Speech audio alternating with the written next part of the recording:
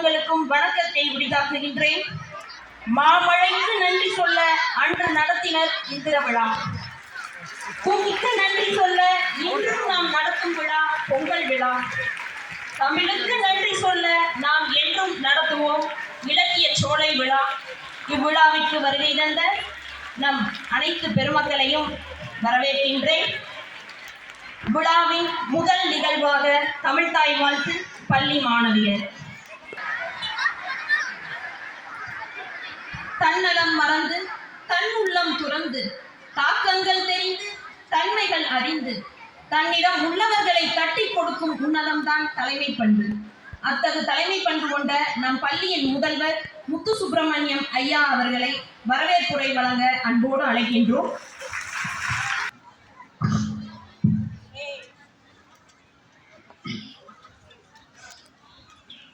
அனைவருக்கும் இனிய உற்சாகமான மாலை வணக்கங்கள்.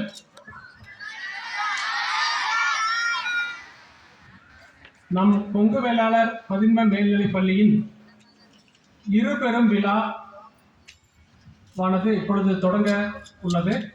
அதன் பொருட்டு இந்த இலக்கிய சோலை தொடக்க விழாவிற்கு மற்றும் கர்ம வீரர் காமராஜருடைய 123வது பிறந்தநாள் விழா கொண்டாட்டத்தின் பரிசளிப்பு விழாவாகவும் இரு பெரும் இனிய விழாவாக கொண்டாடப்படும் இந்நல் வேளையில் நம் இந்த விழாவை சிறப்பிக்கும் பொருட்டு நம் பள்ளிக்கு வந்துள்ள அனைவரையும் வரவேற்பதில் மிக்க மகிழ்ச்சி அடைகிறேன். முதலாவதாக நம் பள்ளியினுடைய தலைவர் ஜி யசோதரன் அவர்களையும், பள்ளியின் தாளாளர் டி.என். சென்னியப்பன் அவர்களையும், பள்ளியினுடைய பொருளாளர் பி.ஆர். சுப்பிரமணியம் அவர்களையும், துணைத் தலைவர் எஸ். குமாரசாமி அவர்களையும், நம் பள்ளியின் இணைச் செயலாளர் டாக்டர் கே.பி. முத்துராமலிங்கம் அவர்களையும் மற்றும் நிர்வாகக் குழு பெருமக்கள் அனைவரையும் இந்த நேரத்தில் வருக வருக என வரவேற்பதில் மிக்க மகிழ்ச்சி அடைகிறேன்.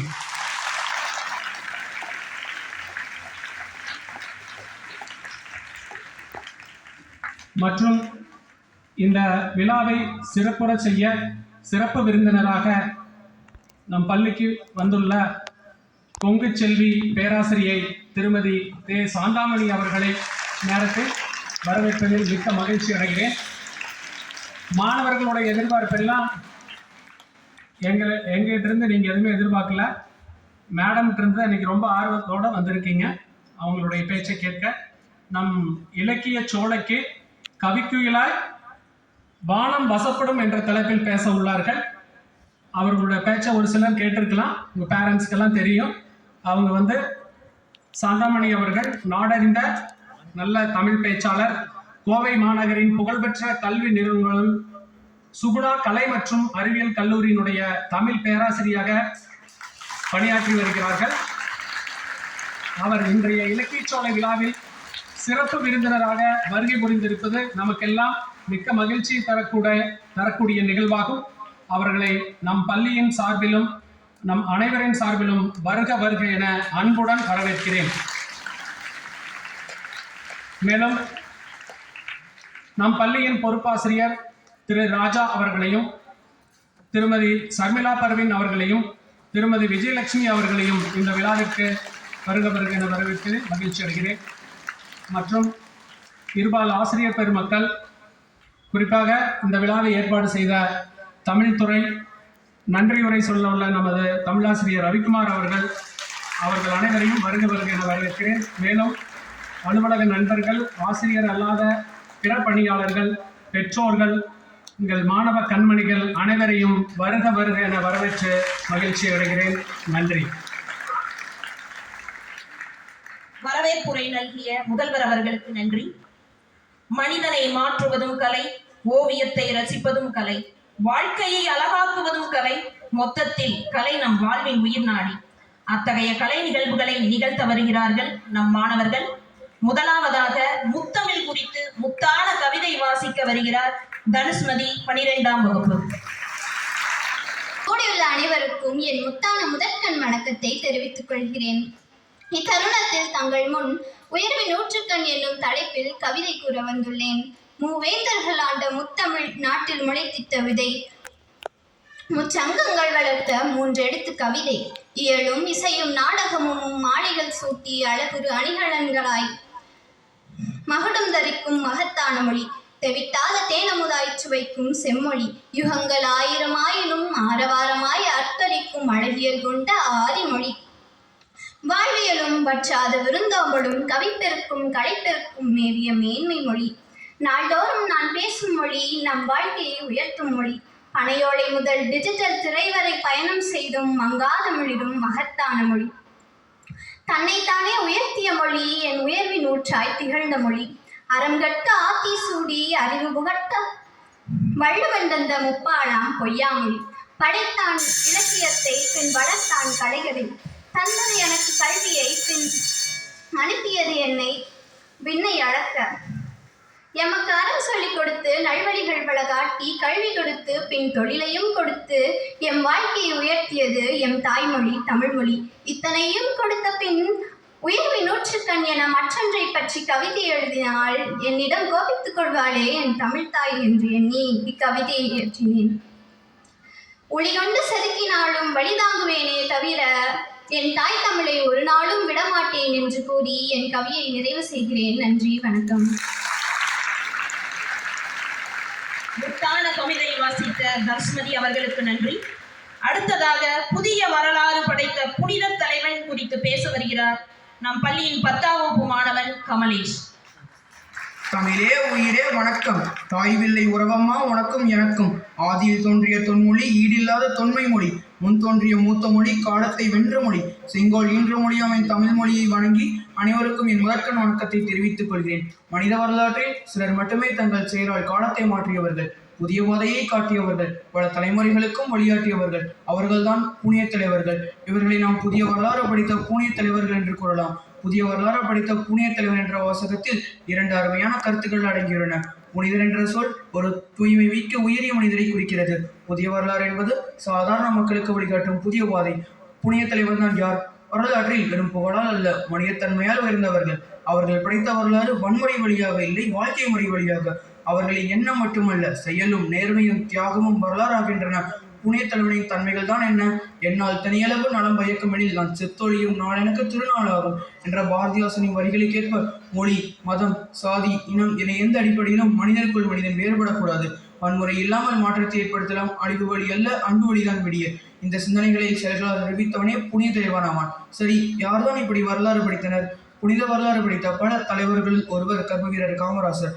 இவரின் சிறந்த சாதனை என்றால் இலவச கல்வி மற்றும் மதிய உணவு திட்டம். கல்வி பணமுள்ளவர்களின் சொத்து அல்ல, ஏழைகளுக்கும் அது கிடைக்க வேண்டும் என்று எண்ணினார்.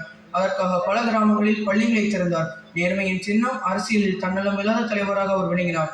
அதிகாரத்தில் இருந்தபோது அவருக்கு எவ்வித சொத்தும் சேர்க்கவில்லை. செயலில் மக்களுக்காக மின் திட்டங்கள், ஏரிகள், வேளாண்மை, சாலை வளர்ச்சி, கல்வி விரிவாக்கம் போன்ற துறைகளில் முன்னேற்றங்களை ஏற்படுத்தினார். இவரின் செயல்கள் பொதுமக்களுக்கு நேரடியாக நன்மை தரும் வகையில் இருந்தன. இவர் மட்டும்தான் புனித வரலாறு படித்தாரா? இல்லை. அகிம்சை வழியாக போராடிய மகாத்மா காந்தி, மக்களுக்கு சம உரிமை கொடுத்த அம்பேத்கர், அறிவியல் அறிஞர் அப்துல் கலாம், நாகரிக அரசியலை உருவாக்கிய அறிஞர் அண்ணா, தனது குரல்களில் வாழ்க்கையை வாழ வைக்கக்கூடிய தத்துவங்களை தந்த திருவள்ளுவர், இவர்களை போன்று பல பேர் புனித வரலாறை படித்திருக்கின்றனர். காமராசர் மேடையில் பேசிய சில பிரபலமான கூற்றுகள்: எனக்கு கல்வி இல்லை, ஆனால் என் நாட்டுக்கு தேவையான கல்வியை கொடுக்கிறேன். நான் அரசியல் செய்ததே பதவிக்காக இல்லை, மக்கள் நலனுக்காக. ஏழை மாணவர்களும் கல்வி பெற வேண்டும் என்பதற்காகவே மதிய உணவு திட்டத்தை ஆரம்பித்தேன். நீதி, நேர்மை, மக்கள் நலம் இவை மூன்றும் ஒன்றாக இருந்தால் தான் நல்லாட்சி உருவாகும். நாட்டின் எதிர்காலம் பள்ளிக்கூடங்களில் உள்ளது. மற்றும் கிங் மேக்கர் என அழைக்கப்பட்ட இவரின் கொள்கை நாடு முதலில் நான் பின்னால் என்பதுதான். இவரின் ஆட்சி காலம் தங்க யுகம் என நினைவு கூறும் அளவுக்கு மக்களுக்கு நன்மை செய்திருக்கிறார். இதில் மாணவராகிய நமக்கான பங்கு என்ன? எல்லா பெரிய தலைவர்களும் ஒரு காலத்தில் மாணவர்களாகத்தான் இருந்தார்கள். அவர்கள் உண்மையில் நிலையாட்டும் மனிதர்கள், சிந்தனை திறனை வளர்த்தவர்கள், நல்லொழுக்கத்தை கடைபிடித்தவர்கள். அவர்களை போன்று நாமும் பொய் பேசாமல் நல்லது நினைத்து பிறரை உயர்த்தும் எண்ணத்துடன் வாழ்ந்தால் நம்மால் கூட புனித வரலாற்றை உருவாக்க முடியும். புனித தலைவன் என்பது வெறும் பெயர் அல்ல, அது ஒரு பண்பு. அவர் சிந்தனையில் உயர்ந்தவர், அவரின் சிந்தனையால் மனித வாழ்வை மாற்றியவர். நன்றி. வாழ்க நல்லோர் வழி, வளர்க புதிய வரலாறு. பாரதிதாசன் வரிகளை சான்று காட்டி பேசிய மாணவனுக்கு நன்றி. அடுத்ததாக அமுதமாம் தமிழ் குறித்து அமுத கீதம் பாட வருகிறார்கள் 10ஆம் வகுப்பு மாணவியர் அகசியா மற்றும் லக்ஷயா.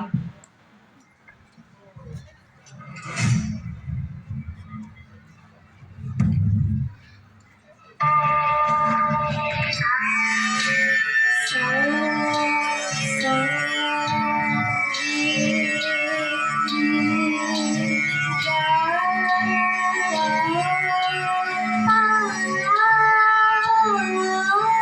சரிகா சரிகா சரி சரிகா பாகரி சரிகா சரி சரிகா பாகரி சரிகா அமுதே தமிழே அழகிய மொழியே எனதுயிரே அமுதே தமிழே அழகிய மொழியே எனதுயிரே சுகம் பல தரும் தமிழ் பா சுகம் பல தரும் தமிழ் பா சுவையோடு கவிதைகள் தா சுவையோடு கவிதைகள் தா தமிழே நானும் நீ பாடு தமிழே நானும் நீ பாடு அமுதே அமுதே புதே தமிழே அழகிய மொழியே எனதுயிரே அமுதே தமிழே அழகிய மொழியே எனதுயிரே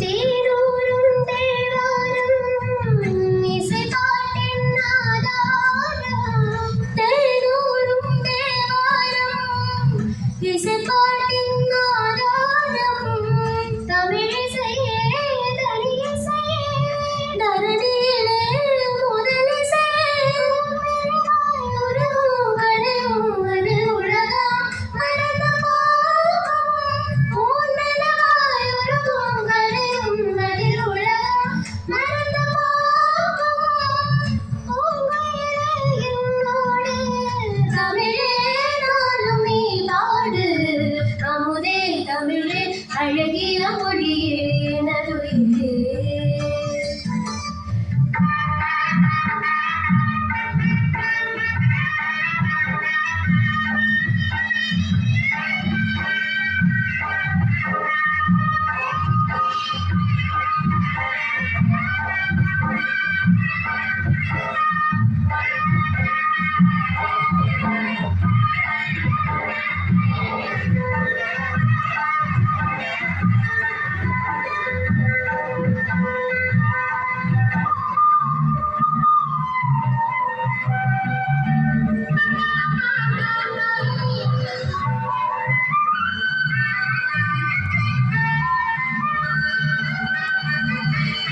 பொன்னல்ல பூவல்ல பொருளல்ல செல்வங்கள் பொன்னல்ல பூவல்ல பொருளல்ல செல்வங்கள் கலிப்பலவும் பயிலவரும் அறிவு வரும் பெருமை தரும் என் கனவும் நிழலும் இசையில் இசையிருந்தால் மரணமே என் கனவும் நினைவும் இசையில் இசையிருந்தால் மரணமே என் கனவில் கேட்பாயோ தமிழே நானும் நீ பாடு அமுதே தமிழே அழகிய மொழியே எனதுயிரே சுகம் பல தரும் தமிழ் பார் சுவையோடு கவிதைகள் தா தமிழே நானும் நீ பாடு தமிழே நானும் நீ பாடு அமுதே தமிழே அழகிய மொழியே எனதுயிரே அமுதே உயிரே என்று இலக்கிய சோலை விழாவுக்கு அழைத்த மாணவிகளுக்கு நன்றி. அடுத்ததாக இலக்கிய சோலை தொடக்க விழா மற்றும் கர்மவீர காமராசரின் 123வது பிறந்த நாளை முன்னிட்டு பல்வேறு தலைப்புகளில் போட்டிகள் நடைபெற்றன. அதில் கலந்து கொண்டு பரிசு பெற்ற மாணவர்களுக்கு பரிசுகளை வழங்கி வாழ்த்துமாறு சிறப்பு விருந்தினர் சாந்தாமணி அம்மா அவர்களை அன்போடு அழைக்கின்றோம். முதலாவதாக ஓவிய போட்டி சுபஸ்ரீ 5ஆம் வகுப்பு, வேதிகா 5ஆம் வகுப்பு, 2ஆம் பரிசு. 3ஆம் பரிசு நந்தனா ஸ்ரீ 5ஆம் வகுப்பு. மேலும் சாஜிதா TR 4ஆம் வகுப்பு. இவரும் 3ஆம் பரிசு பெறுகிறார்.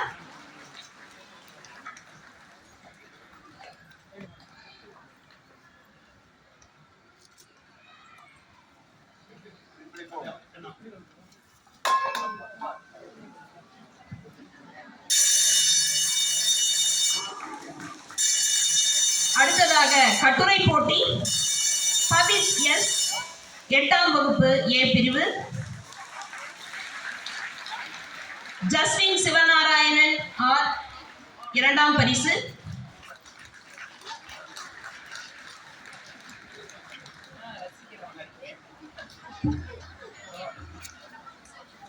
சிவானி T 7ஆம் வகுப்பு 3ஆம் பரிசு. அடுத்ததாக பேச்சு போட்டி. கமலேஷ் R 10ஆம் வகுப்பு A பிரிவு முதல் பரிசு. ஹரிதா C 9ஆம் வகுப்பு A பிரிவு 2ஆம் பரிசு.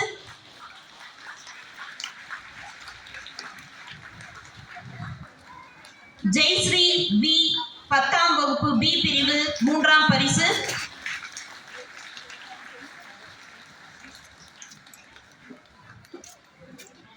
அடுத்ததாக கவிதை போட்டி. தனுஷ்மதி K 12ஆம் வகுப்பு B2 பிரிவு முதல் பரிசு.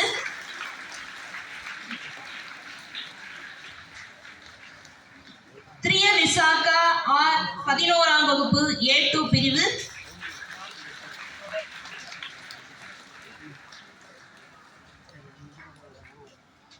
ஜனனி ஸ்ரீ R 11ஆம் வகுப்பு C1 பிரிவு 3ஆம் பரிசு. பரிசுகள் பெற்ற மாணவிகளுக்கும் வாழ்த்திய சிறப்பு விருந்தினர் அவர்களுக்கும் நன்றி. அடுத்ததாக வாழ்த்துரை. எங்கள் கிறுக்கல்கள் எல்லாம் சிலவற்றை ஆச்சரியக்குறியாக்கியவர், வரம்புகள் மீறாமல் நல்வழிப்படுத்தும் வார்த்தை பிறம்படிகளின் சொந்தக்காரர், இதனால் இவன் முடிக்கும் என்றறிந்து கொடுக்கும் ஆளுமையாளர், நம் பள்ளியின் இணை செயலாளர் ஐயா KP முத்துராமலிங்கம் ஐயா அவர்களை அறிமுக உரை மற்றும் வாழ்த்துரை வழங்க அன்போடு அழைக்கின்றோம்.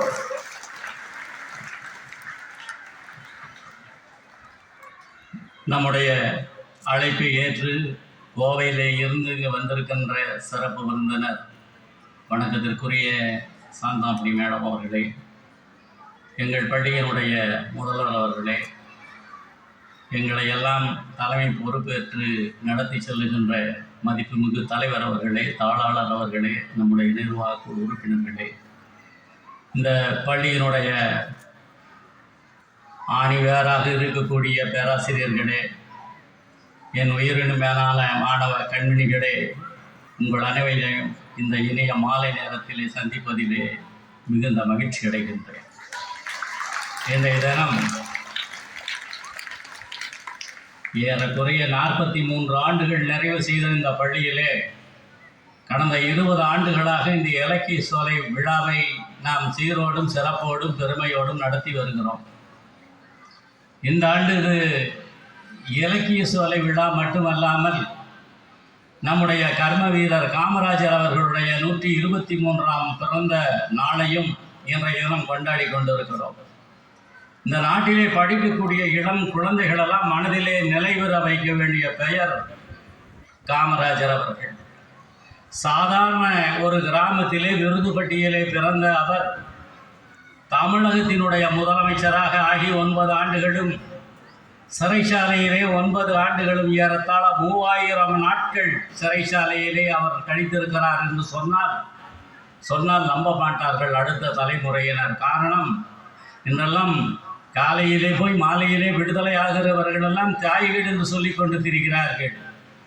இப்படிப்பட்ட சூழ்நிலையிலே நம்முடைய காலத்திலே வாழ்ந்த ஒரு அறிஞர், ஒரு சமூக சேவகர், மக்களுடைய நலத்திலே அக்கறை கொண்டவர், ஏழை எளிய பாட்டாளி மக்களுடைய வாழ்க்கையை மேம்படுத்துவதற்காக அயராது பாடுபட்ட ஒரு நல்ல மனத்துக்கு சொந்தக்காரர் காமராஜர். நான் அவரை 2 முறை பார்த்திருக்கிறேன். அவருடைய தோற்றம், அவருடைய ஆளுமை, அவருடைய அணுகுமுறை, அவருடைய கண்கள் எப்பொழுதும் ஏதாவது ஒன்றை தேடிக்கொண்டிருக்கும். இங்கே என்ன குறை இருக்கிறது, அந்த பகுதியிலே வாழுகிற மக்களுடைய வாழ்க்கையிலே ஏதாவது குறைகள் தென்படுகிறதா என்று காரிலே போகிற பொழுது கவனித்து கொண்டு செல்லக்கூடிய ஒரு நல்ல மனிதர். ஏறத்தாழ ஒரு 73 ஆண்டுகளிலேயே நம்மை விட்டு பிரிந்த ஒரு துர்பாக்கியமான நிலைமை காரணமாக 1975 ஜூலை அவர் இறந்த ஒரு சூழ்நிலையை நினைத்து பார்க்கிற பொழுது மிகுந்த வேதனையாக இருக்கிறது. ஒரு ஜனநாயக நாட்டிலே அவர் அனுபவித்த சில மன துயரங்கள் அவரை இந்த கொங்கு பள்ளி ஆண்டுதோறும் நினைவு கூறுகிறது, கல்வி வளர்ச்சி நாளாக கொண்டாடுகிறது. அவருடைய பெயரிலே கட்டுரை போட்டிகள், கவிதை போட்டிகள், பாட்டு போட்டிகள்லாம் நடத்து இன்றைய தினம் நம்முடைய சிறப்பு விருந்தினர் அவர்கள் பரிசு எல்லாம் வழங்கினார் என்று சொன்னால், உள்ளபடியே இந்த கொங்கு பள்ளி மாணவர்கள் எல்லாம் உண்மையிலேயே தேசப்பிதாவை நம்முடைய காமராஜரை மனதிலே வைத்திருக்கிறார்கள் என்று நினைக்கிற பொழுது எனக்கு மிகுந்த மகிழ்ச்சியாக இருக்கிறது.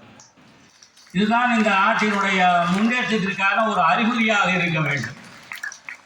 இந்த இலக்கிய சோலை என்பது மாணவரிடத்தில் இலக்கிய ஆர்வத்தை ஊட்டுவதற்காக நான் கல்லூரியிலே பிஹெச்டி கல்லூரிகளை பணியாற்றிய காலத்திலும் சரி, அரசு கல்லூரிக்கு வந்த பின்னாலும் சரி, இதை ஏறத்தாழ ஒரு 48 ஆண்டுகளாக நடத்தி கொண்டிருக்கிறோம்.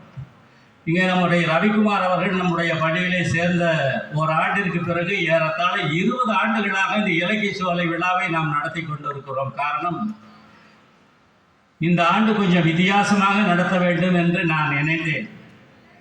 கொங்கு பள்ளி மாணவர்கள் எப்பவுமே இலக்கியத்திலே ஆர்வமுடையவர்கள், இலக்கியத்தின் மேலே அக்கறை உடையவர்கள், இலக்கியத்தின் மேலே மிகுந்த பற்றுடையவர்கள். இலக்கண இலக்கியங்கள், காவியங்கள், காப்பியங்கள், இதிகாசங்கள், புராணங்கள், சங்க இலக்கியங்கள், நற்றிணை, குறுந்தொகை, ஐங்குறுநூறு, 10 பரிபாடல், கலித்தொகை, அகநானூறு, புறநானூறு, சிறுபானாற்றுப்படை, பெரும்பானாற்றுப்படை, மலைவிடுகடாம் போன்ற 8 தொகை, 10 பாட்டு, 11 கணக்கு, காப்பியங்கள், இதிகாசங்களை எல்லாம் கற்றவர்கள். பல பெரிய மாணவர்கள் எல்லாம் அதை கற்றிருக்கிறார்கள். அதுக்கு தகுந்த மாதிரி ஆசிரியர்கள் பாடம் நடத்தி இருக்கிறார்கள். நாம் இந்த நாட்டிலே பல இலக்கிய சோலை விழாவை, பல நாட்டுப்புற பாடல்கள், நாட்டுப்புற இசைகளை எல்லாம் நடத்தி இருக்கிறோம். மானாட்டம், மயிலாட்டம், ஒயிலாட்டம், கருப்பராட்டம் அதெல்லாம் ஆடி நமக்கு அருள் வந்து எல்லாம் சாமி சொல்லி, குறி சொல்லி எல்லாம் பண்ணிட்டோம். இந்த ஆண்டு ஒரு இலக்கிய ஒரு சேவையாக, இலக்கிய நோக்கத்தோடு இலக்கிய சான்றோரை அழைத்து வந்து ஒரு இலக்கிய சொற்பொழிவாற்ற வேண்டும் என்று நினைக்கிற நேரத்திலே நான் ரவிக்குமாரை அழைத்தேன். அவர் வந்தார். சார் என்ன செய்யலான்னு கேட்டால், என்ன வேணாலும் செய்யலாங்க சார், நிறையா இருக்கிறாங்க அப்படின்னார். அவர் 5-6 பேருக்கு சொன்னாங்க. அங்கேருந்து வருவாங்க, 2 பேர் கணவன் மனைவி மாதிரி இருப்பாங்க. கணவன் மனைவின்னு சொல்ல முடியாது, ஆனால் நல்லா பாடுவாங்க, ஆடுவாங்க, எத்தனையோ செய்வாங்க. அப்புறம் கொங்கு நாட்டிலேயே கொங்கு சில பேர் இருக்கிறாங்க. அங்காளி பங்காளி, மாமன் மச்சா, அத்தை மாமே எல்லாம் நல்லா இருக்கிறீங்களா அப்படின்ட்டு ஆரம்பிக்கக்கூடிய சில பேச்சாளர்களும் கொங்கு நாட்டிலே இருக்கிறாரு. அதெல்லாம் நமக்கு செட் ஆகுது, உங்களுக்கு அது பிடிக்காது. அதனால் நல்ல ஒரு பேச்சாளர் தேவை என்று சொல்லுகிற பொழுது கொங்கு நாட்டிலே இருக்கக்கூடிய நிலைகளிலே நம் சாந்தாமணி அவர்கள் இந்த கொங்கு தமிழிலே பேசக்கூடிய ஆற்றல் வாய்ந்தவர் மட்டுமல்ல, கொங்கு நாட்டு மக்களிடத்திலே தமிழ் இலக்கியத்தின் மேலே அயராத ஒரு காதல் கொண்டவர். அவருடைய பேச்சு எனக்கு புரியும், மிகவும் பிடிக்கும். ரவிக்குமார் ஒரு படத்தை காட்டி, நான் சாந்தாமணி அக்கா பார்த்துருக்கீங்களா? நான் சாந்தாமணி பார்த்துருக்குறேன், அக்காவை பார்த்து இல்லையப்பா அப்படின்னு சொன்னேன். ஏன்னா அவர் வந்து என்னிடத்துல நான் தெரியாதவங்க, எனக்கு ஏறத்தாழ ஒரு 4 நூற்றாண்டுக்கு மேலாக அவரை நான் நேரில் சந்திக்கவில்லை ஒழிய அவருடைய பேச்சை நான் முற்று கவனித்து வந்திருக்கிறேன். ஆனால் அப்படிப்பட்ட ஒரு நல்ல பேச்சாளர் வேண்டும் என்கிற பொழுது அவரை அழைத்தவுடன் அவர் ஒத்துக்கொண்டதற்கு உள்ளபடியே நான் இந்த கொங்கு பள்ளியின் சார்பாக மிகுந்த வணக்கத்தையும் நன்றியையும் தெரிவித்துக் கொள்ள கடமைப்பட்டவனாக இருக்கிறேன். என்ன காரணம் என்று சொன்னால், இன்றைய தினம் இலக்கியத்தை மனிதன் மறந்து விட்டான்.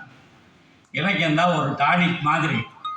தொய்வாக இருக்கிற மாணவர்களுக்கும் தொய்வாக இருக்கிற ஆசிரியர்களுக்கும் ஒரு டானிக்னா என்ன, போய் கடையில் வாங்கி பாட்டில் குடிக்கக்கூடாது. நல்ல இலக்கிய ரசனையான இலக்கிய பாடல்கள், இலக்கிய செய்திகளை எல்லாம் நீங்கள் கேட்டாலே உங்களுக்கு அப்படியே 10 பாட்டில் பூஸ்ட் சாப்பிட்ட மாதிரி இருக்கு. நாளைக்கெல்லாம் பார்த்தீங்கன்னா நல்லா தெளிவாக இருப்பீங்க. ஆசிரியர்கள்லாம் கஷ்டப்படுகிறார்கள், மாணவர்களெல்லாம் ஃபிசிக்ஸு, கெமிஸ்ட்ரி, அதை படி இதை படி, அக்கௌண்டன்ஸை படி, அபாக்கஸு, வேதிக் மேத்தமெட்டிக்ஸை படி, ஸ்போக்கன் இங்கிலீஷு, எது வராதோ அதையெல்லாம் படின்னு போட்டு நச்சரிக்கிறாங்க. ஆசிரியர்களும் பாரு அக்கடான்னு உட்காந்துருக்காங்க மரத்துக்கடியில் அவ்வாட இந்த மாதிரி வாரம் வச்சானுங்கன்னா நாம் நிம்மதியாக உட்காந்துக்கலாம். ஆயாலாம் காலை நீட்டி உட்காந்துருக்காங்க, அப்பா இன்னைக்காவது இதெல்லாம் வச்சானுங்களே நம்ம ஒரு 2 மணி நேரம் இப்படியே சாஞ்சுக்கிட்டே தூங்கிக்கலாம்னு தூங்கிக்கிட்டு இருக்காங்க. காரணம் என்றால் இலக்கியம் அப்படி மக்களை கவரக்கூடிய ஆற்றல் இருக்கிறது. பல இலக்கியங்கள், சங்க இலக்கியங்கள் மட்டுமல்ல, தற்கால இலக்கியங்கள் மட்டுமல்ல, எல்லா இலக்கியமே சுவையானவை. சுவைக்கக்கூடியவன் சுவைத்தால் அது சுவையாக இருக்கும். இங்கு நம்முடைய சிறப்பு விருந்தினவர்கள் மிகப்பெரிய ஒரு பாரம்பரியத்திற்கு, மிகப்பெரிய ஒரு ஆற்றலுக்கு சொந்தக்காரர். என்ன காரணம் அப்படின்னு சொன்னால், எனக்கு கோவை என்றாலே எனக்கு 2-3 சாந்தாமணி, கிருஷ்ணமான் காலேஜில் ஒரு சாந்தாமணி இருந்தார்கள். அம்மா அவர்களுக்கு தெரியும் என்று சொன்ன கே சாந்தாமணி என்னுடைய வகுப்பு தோழி, பிஹெச்டியிலே நானும் அவரும் எம்ஏ படித்தவர். இன்னொருவர் டாக்டர் கே சாந்தா நிர்மலா காலேஜினுடைய தமிழ் துறை தலைவராக இருந்தார்கள். அதுக்கு பிறகு நம்ம சாந்தாமணிகிட்ட தெரியும். வேறு பீளமேட்டிலே எனக்கு நிறையா சாந்தாமணி எல்லாம் அறிமுகம் உண்டு, ஆனால் அதிகமான பழக்கம் கிடையாது. இங்கெல்லாம் பார்த்தீங்கன்னா நம்ம மாணவர்கள் அதில் ஆர்வமுடையவர்களாக இருக்கிறார்கள். அதுக்கு தான் ஐயா அவர்கள் உங்கள் நாட்டில் அவரை தெரியாமல் யாரும் இருக்காது. அதுக்கனால ஐயா அவர்கள் அதை அறிமுக உரை போட்டுறதே தப்பு. அவருக்கு அறிமுகம் என்ன தேவையில்லை. தொலைக்காட்சியில் யூடியூப் சேனலில் நம்ம தாளாளர் கூட சொன்னார், மாப்பிள்ளை நல்லா இருக்கு கூட்டியாருங்க அப்படின்னு சொன்னார். ஏன்னா நம்ம பல இடங்களில் அவருடைய பேச்சை பார்த்துருக்கிறோம், வியந்து இருக்கிறோம். அதை பேசுகிற பேச்சாளர்கள் ஒரு லிமிட்டோடு இருக்க வேண்டும். சில பேச்சாளர்கள் பேசினா ஜெயிக்க முடியாது. இந்த பேச்சு என்று இட் இஸ் அன் ஆர்ட், ஒரு நல்ல கலை. அந்த கலையை அதை சரியாக எவன் ஒருவன் பயன்படுத்துகிறானோ அவன் வாழ்க்கையிலே வெற்றி பெறுகிறான் என்று அர்த்தம். சிறந்த ஒரு பேச்சாளர், சுகுணா கல்வி குழுமத்தினுடைய தலைமை தமிழாசிரியராக இருக்கக்கூடியவர். செந்தமிழ் தேனி, நற்றமிழ் நாயகி, நாவுக்கரசி, பட்டிமன்ற வித்தகி ஆகிய பட்டங்கள் எல்லாம் இவரை நாடி வந்ததை ஒழிய அவர் தேடி சென்றதில்லை. சில பேர் பட்டம் வாங்குவாங்க, போய் கொடுத்து வாங்கிட்டு வந்துடுவாங்க. அப்படி இல்லாமல் இவரை நாடி வந்த காரணத்தினாலே கொங்கு மனம் கமலும் இந்த நகைச்சுவை பேச்சாளர், நல்ல தமிழ் பேச்சாளர் தமிழகத்தில் மட்டுமல்ல மேலை நாடுகளிலேயும் தமிழ் இலக்கணத்தை, இலக்கியத்தை, மொழியை, நகைச்சுவையை பரப்பிய ஒரு நல்ல மனமுடைய ஒரு பேராசிரியர் என்று சொல்லுவதிலே நான் மிகுந்த மகிழ்ச்சி அடைகிறேன். இதெல்லாம் சின்ன விஷயங்கள் அல்ல, பணத்திற்காக போவது கிடையாது. சூலூர் மக்களுடைய மனங்களிலே இடம்பெற்றிருக்கக்கூடிய இந்த நல்ல தமிழ் பேராசிரியர், சூலூர் பொங்கல் விழாவினுடைய கலை இலக்கிய குழு தலைவராக பணியாற்றி கொண்டு இருக்கக்கூடியவர், இந்த நம்பிக்கை நாவரசியை, தமிழை நேசிக்கும் நல்லதொரு சிந்தனை பேச்சாளர், எங்கள் கொங்குப்பள்ளி மாணவர்களுக்கெல்லாம் இலக்கிய சுவை ஊட்ட வந்திருக்கிறார்கள் என்று சொல்லுகிற பொழுது மகிழ்ச்சியாக இருக்கிறது. அவரால் உங்களால் தமிழும், தமிழால் நீங்களும் வாழ்க்கையிலே மிகப்பெரிய வெற்றிகளை எல்லாம் பெற வேண்டும் என்று இந்த கொங்குப்பள்ளி உண்மையிலேயே மனமுவந்து வாழ்த்துகிறது. மனிதன் வாழ்வது ஒரு முறை, உங்களை வாழ்த்தட்டும் தலைமுறை. உங்களுடைய தமிழும் வளரட்டும், நீங்களும் வளருங்கள். உங்களோடு நாங்களும் உங்களுடைய பேச்சை கேட்டு மகிழ்கிறோம். வாருங்கள், தமிழமுதம் தாருங்கள் என்று சொல்லி உங்களிடமிருந்து விடைபெற்றுக் கொள்ளுகிறேன். நன்றி, வணக்கம். மிகச்சிறப்பான, தமக்கே உரிய தனித்துவமான பாணியில் அறிமுக உரையோடு கூடிய வாழ்த்துரை வழங்கிய இணைச் செயலாளர் அவர்களுக்கு மற்றும் ஒரு பலத்த கைதட்டலை நாம் நன்றியாக தெரிவிக்கலாம். ஐயா அவர்களுக்கு நன்றி. தொடர்ந்து இன்றைய தினம் சிறப்பு விருந்தினராக